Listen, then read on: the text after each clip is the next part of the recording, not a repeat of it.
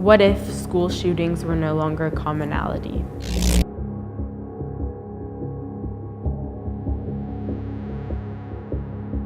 What if this could be the last time families had to mourn the death of a loved one due to a mass school shooting? Here at the White House, the victims and families have constantly been in our thoughts and prayers.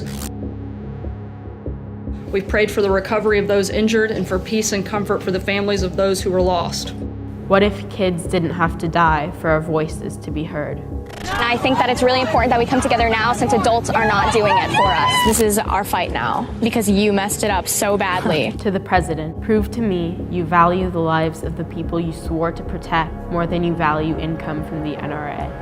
Voters are sending a message, and if the President isn't hearing it, a whole lot of other people are.